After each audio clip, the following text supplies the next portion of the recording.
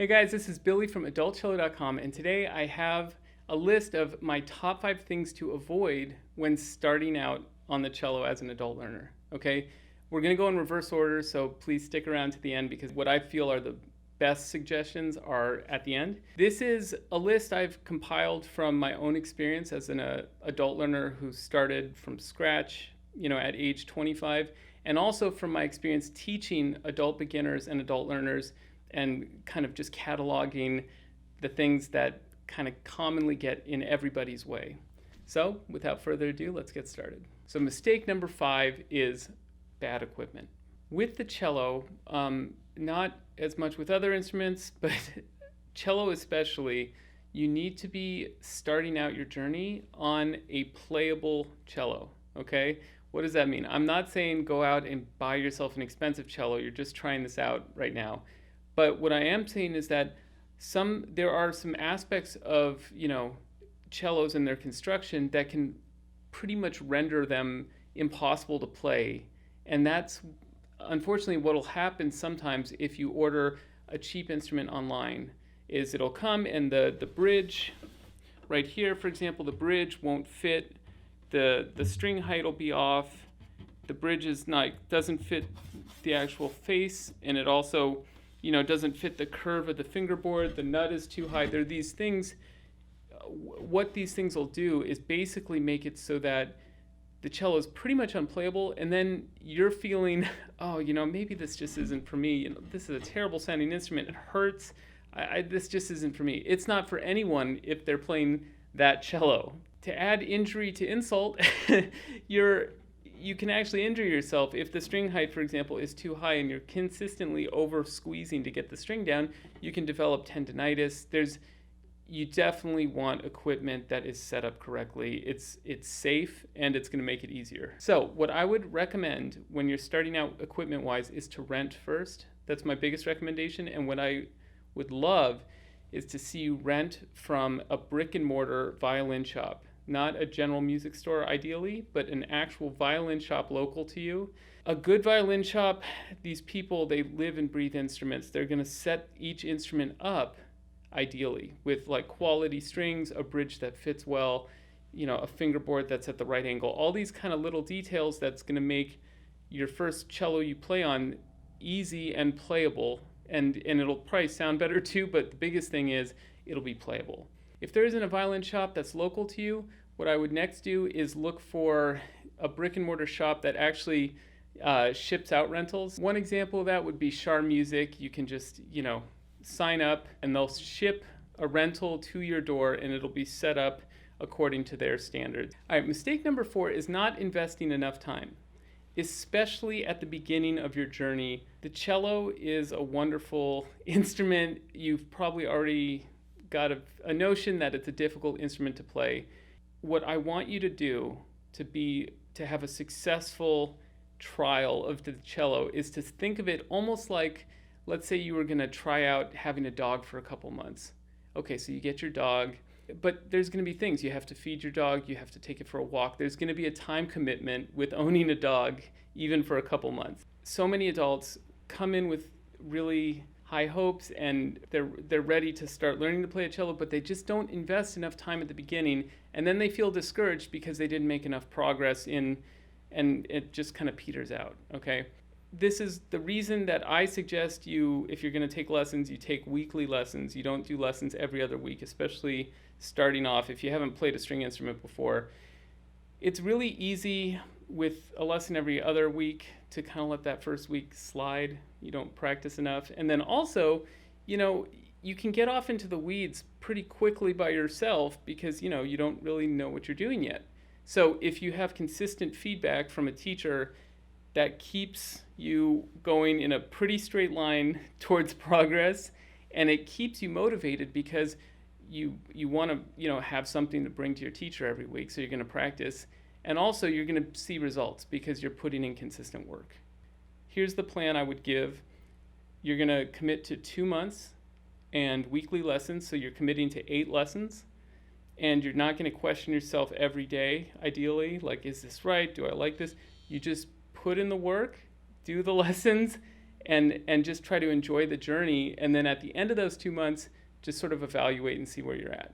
This topic is also, the inspiration for my course, Cello in 30 Days, and it directly comes from my own experience. I actually was doing weekly lessons. Even with weekly lessons, I was so obsessed early on and practicing so hard that just within that week, I would get off into the weeds over and over again. For an example, a very common thing that I was doing that my teacher pointed out, I'd be bowing not straight. So every time I pull a bow, all of a sudden I'm way up here. And, so she said, okay, the tip is pointed up when you're bowing. So, I know how to fix that. So then for the next week, I just practiced it, and pretty soon, I had overcorrected so much that now I had the exact opposite problem, overcorrecting what my teacher noticed the last time and then having to recorrect again. And I just thought, what if there was a way to just have these lessons that ideally just build on themselves little by little, almost like if you could just hire a teacher to come watch you practice and help you every day. That's kind of what the course is. So if you want to know any more about my course, Cello in 30 Days, there's a link below in the description. All right, mistake number 3 is hunting for perfect. So there's 2 types of perfectionism we're talking about here. That's a problem. And this is geared mainly towards a lot of students I've encountered in my private teaching is really motivated people, very successful people, and very intelligent people with a little bit of a perfectionist streak. So the first type of perfectionism that can get in your way is this goal to get a perfect start and to just, okay, I need the perfect teacher. I need the perfect cello. I don't want to get the wrong cello and get started off wrong. And then, which course book should I be doing? And there's all these questions. And if you're like I was, coming in with absolutely no knowledge of string instruments, there is no way you're going to feel knowledgeable enough ever to get started because there's just so many unknowns. And that's the issue. I think the important thing is to just get started. Luckily, I tend to be a very impulsive person. I have a little bit of perfectionism, but more I'm just super impulsive. So I was like, I need this. I need to learn cello now. Get started. And I picked maybe the wrong teacher, maybe the wrong cello, but I got started. That's the most important thing. Okay? There's always time to course correct. So don't let that perfectionism just kind of paralyze you right at the beginning. The other aspect of perfectionism that can be a problem is in your practice, while you're practicing and in your lessons, is trying to do kind of what I'll call perfect progress, where you're trying something out for the first time, but you're so scared of making an ugly sound or doing it incorrectly that you're kind of putting in 50% effort and trying to judge yourself while you're trying something. This is an area where kids are so fortunate. They don't have all of our delicious neuroses to stop them. And half the kids who are playing, they don't want to be playing anyway. They're there because they have to be. So they'll just try things and not think this is a reflection of me and I made an ugly sound, so my soul is ugly and I'm ugly on the inside. They're just learning. They're just playing and trying things. That's what we need to be doing. When they call it, playing cello, I want you to think of allowing yourself to play cello. As an adult learner with goals and expectations, that's not going anywhere. Try not to let that perfectionism get in the way of just trying things out, playing, make an ugly sound. If you're learning from the experience and focusing on the journey, you're going to get so much farther than comparing yourself critically while you're trying to learn. You want to analyze and critique in bouts when you okay, I'm going to play this and now I'm going to record it and I'm going to analyze it because I want to see where I'm at currently. But in your day-to-day practice, you should just be, okay, let me see, how nice can I make this sound? Oh, that didn't work. Okay, let's try it again. For example, if you just want to, one thing I'll do a lot of times with students is I'll just have them play one note. And we're just going to try to get one note super, super beautiful. So, that it's okay, well, what if we brought it down? Okay, that's very scratchy. So let's back it off a little bit, maybe the middle lane.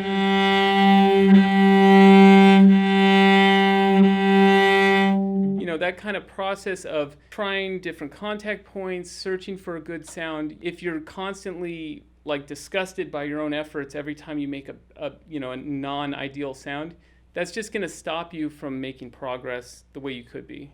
Okay, mistake number 2 is cramming practice. Okay, first off, as adults, let's just talk about one thing that is a real concern for us. We don't have, childlike tendons and ligaments and muscles, and it's easy to kind of get repetitive use injuries.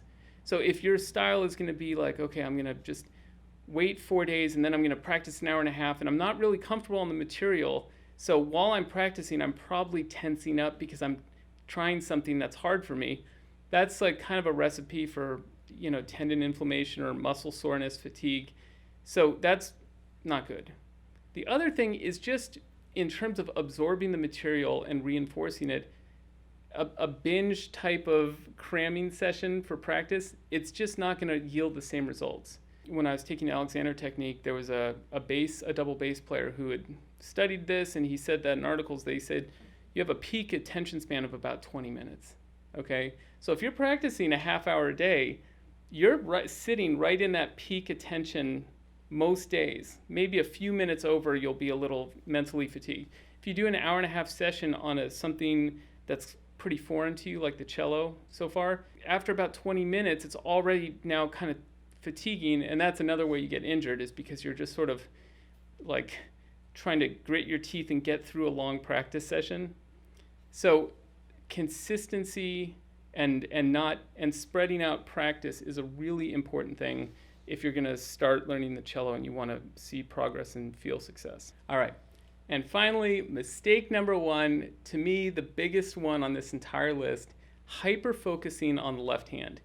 This one really is like close to my heart because it's something I totally experienced as an adult learner myself. So this is just completely true in my case and in most of the cases of students I work with.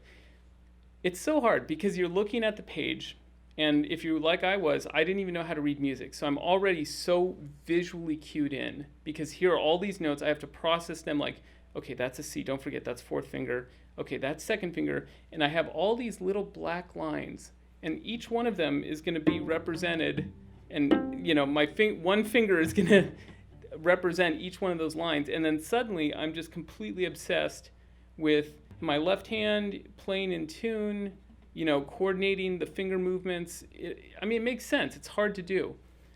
The problem is I was probably doing something kind of like 70-30 towards my left hand, maybe 80-20. I was so worried. It just seemed so busy and complicated that even a year in, 2 years in, when I was actually already in school for cello at the junior college local to me, and I was playing pieces for people, there would be these times where I'd like get through a piece, and for where I was at the time, I nailed it. Like I got all the notes, rhythm was perfect, and I ended up, it was a very like kind of hollow victory. And it's because my right hand was way behind my left hand, and so unfortunately the sound was not there. The thing that's gonna really inspire you is making a beautiful sound on the cello. Unfortunately, the left hand does not make sound on the cello, okay? The right hand does. And so because of the kind of experience I had, my suggestion for my private students, for anyone taking my course, for you, just as someone who's watching this video, this may be controversial, but I would literally put at least 70 to 75% of your attention in the beginning on your bow arm, okay? It's just to be able to take the bow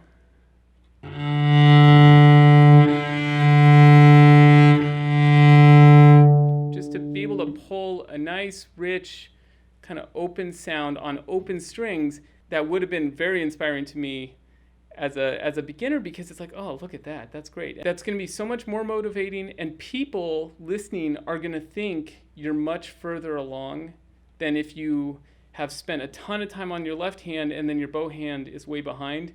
That's kind of the worst possible situation, because even if you're playing kind of a complicated piece, it just doesn't sound good. That's why someone like Yo-Yo Ma could play Twinkle Twinkle and you almost like get emotional, because it's not the notes, it's how he sounds playing the notes. So I think that's one of the big secrets with learning the cello, is to really actually focus on the bow hand. And if you think about it, the left hand, as complicated as it is, what it's doing is not completely unlike other things we do in life. I mean, if you think about typing on a keyboard, we're used to using our digits and kind of moving our fingers somewhat independently in life. The bow hand, to my knowledge, at least in the life I've lived, it's just not like anything I did before. You have this, your grip, for example, you have this grip that has to be very capable and powerful, but it also has to be totally supple and flexible. I had no experience in any other aspect of my life that I could draw from to create a good bow hand, and that's why it was so hard for me, and I think it's why it's so hard for most people. Holding it comfortably, and then getting good results by applying the weight of your arm through your bow hand into the string with minimum, extra work. It's just so hard to do, and I think the more of those problems you solve early on, the more encouraged you're going to be by the sound you're making, and that's going to make you want to practice, 15 minutes more every day, because wow, look at that. That sounds pretty good already, If you're scratching away with a good left hand, you're not going to be encouraged to keep going. So there you go. That's 5 things to avoid when starting out your cello journey. For those of you who may be watching and have already started, I would love to know if any of these 5 actually resonate with you. So go ahead and leave in the comments below which ones were a struggle for you, maybe still are a struggle for you. And if you haven't considered subscribing, please do so. I'd really appreciate it. Thanks so much.